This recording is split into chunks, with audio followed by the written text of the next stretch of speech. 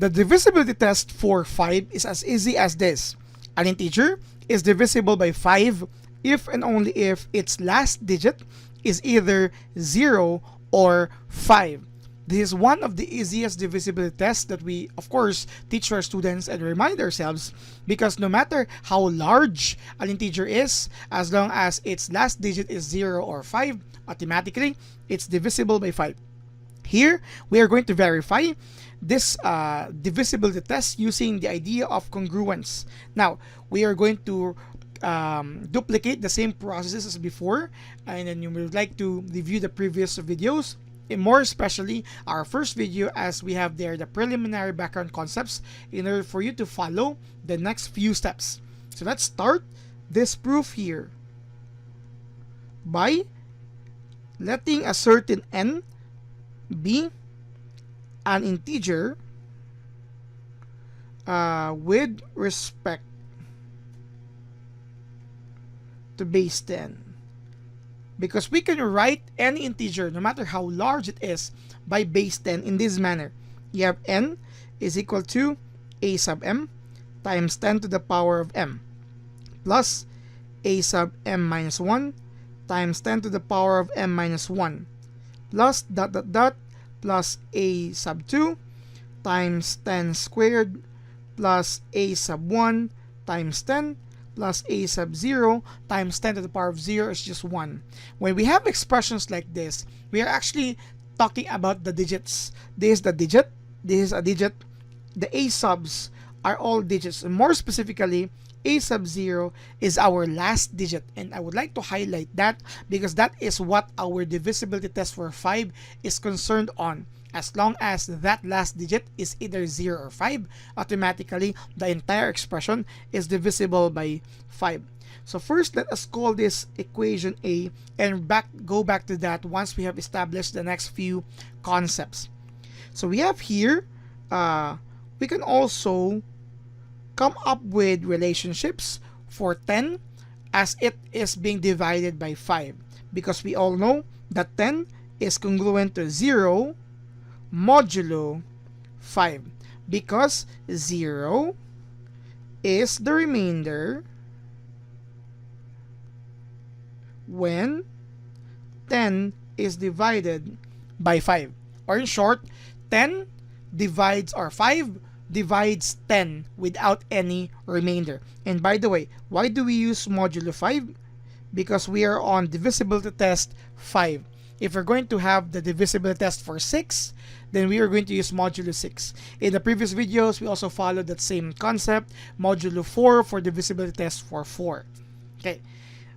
With this idea, we can now get simpler examples, because by power law of congruence, when we take our 10 here and raise it to square, or square it, simply square the same remainder modulo 5. That would mean 10 squared is congruent to 0 modulo 5. Okay? This means that our 10 squared when divided by 5 will also have a remainder of 0. Of course, 10 squared is 100 and it's divisible by 5. Hence, we have here 0 remainder. If we have 10 cubed congruent to 0 cubed modulo 5, still 10 cubed has a remainder of 0 when divided by 5. And we can generalize it. Let me use some space here. So 10 to the power of m is congruent to 0 to the power of m modulo 5. In short, any expression of base 10 is congruent to 0 modulo 5. No matter what the exponent, as long as it's an integral exponent for 10, we have here the relationship B, which tells us that all remainders is just equal to 0. So with this, we can now proceed or go back. Okay, going back to our equation A, which covers the equation for n expressed with base 10, like this one here. Let me rewrite it here.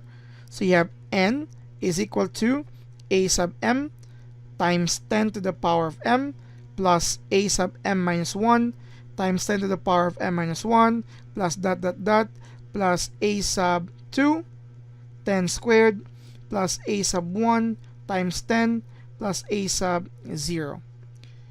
With modulo 5, because we are testing for divisibility test for 5, we can write that equation A here. Okay, we will have n, and instead of equality, we will be using congruent because we will be adding modulo 5 later. You will have the expression a sub m 10 to the power of m plus a sub m minus 1 times 10 to the power of m minus 1 plus dot dot dot plus a sub 2 times 10 squared plus a sub 1 times 10 plus a sub 0 modulo 5. Okay, so we added modulo 5 because we are testing the divisibility test for 5. And take note again, the equality becomes congruent. Let's try to distribute modulo 5. You have n is congruent to a sub m 10 to the power of m modulo 5 plus a sub m minus 1 times 10 to the power of m minus 1 modulo 5 plus, hopefully I have a lot of space here, a sub 2 10 squared modulo 5 plus a sub 1 times 10 modulo 5 plus a sub 0 modulo 5. Okay, after that, we could see these expressions here of base 10 with any exponent, and then you have your modulo 5 except for the last one. Going back to our B here, we could see that any 10 with exponent m, as long as the exponent is integer, will have remainder 0 all throughout even this. So when we go back here, okay, and by B, the relationship B that we have reviewed a while ago, n is congruent to a sub m times 0 as the remainder of this, plus a sub m minus 1 times 0 for this, plus dot dot dot plus a sub 2 for this times 0, plus a sub 1 for this 0, plus a sub 0 modulo 5. So this would be 0, 0, 0, including the entries here, and 0. We have n is congruent to a sub 0 modulo 5. And what is this? Going back to our equation, that's our last digit. So when can we say, going back here, when is this divisible by 5? That is n congruent to 0 modulo 5. When will this be?